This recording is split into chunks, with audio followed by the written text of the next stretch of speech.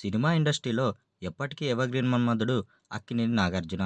నాగార్జున తన కెరియర్‌లో కొన్ని సినిమాలను రిజెక్ట్ చేశాడు. మణిరత్నం డైరెక్షన్‌లో నటించాలని నాగార్జునకు చాలా పెద్ద కోరిక ఉండేది. కెరియర్ స్టార్టింగ్‌లోనే అలాంటి ఛాన్స్ నాగార్జున దగ్గరికి వచ్చింది. కానీ కొన్ని అనుకోని కారణాలతో మణిరత్నం డైరెక్షన్‌లో తన దగ్గరికి వచ్చిన 'ఘర్షణ' సినిమాను వదులుకున్నాడు.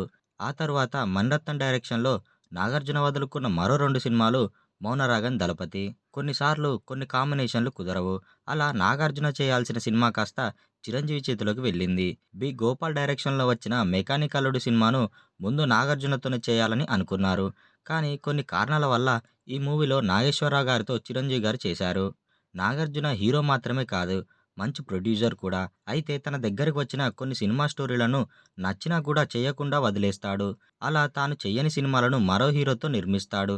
అలా నాగార్జున మిస్ అయిన సినిమా 'ఆహా'. ఆ తరువాత నాగార్జున చేతిలోంచి జారిపోయిన బ్లాక్ బస్టర్ సినిమా 'కలిసుందాంరా'. అప్పటికే వరుసగా ఫ్యామిలీ సినిమాలు చేస్తున్న నాగార్జునకు డైరెక్టర్ ఉదయ్ శంకర్ కూడా అలాంటి స్టోరీనే నేరేట్ చేశాడు. అయితే ఆ టైంలో అది రొటీన్ అనిపించడంతో తాను గతంలో చేసిన 'రాముడొచ్చాడు' లాంటి ఫ్యామిలీ స్టోరీ కావడంతో నో చెప్పాడు. అదే సినిమాను వెంకటేష్ చేస్తే ఇండస్ట్రీ హిట్ అయింది. ఆ తర్వాత పూరి జగన్నాథ్ డైరెక్షన్‌లో పవన్ కళ్యాణ్ చేసిన సినిమా 'బద్రి'. అయితే ఈ 'బద్రి' స్టోరీని పవన్ కళ్యాణ్ కంటే ముందే నాగార్జునకి చెప్పాడట పూరి జగన్నాథ్. కానీ కొన్ని కారణాల వల్ల ఈ సినిమాని వదిలేశాడట నాగార్జున.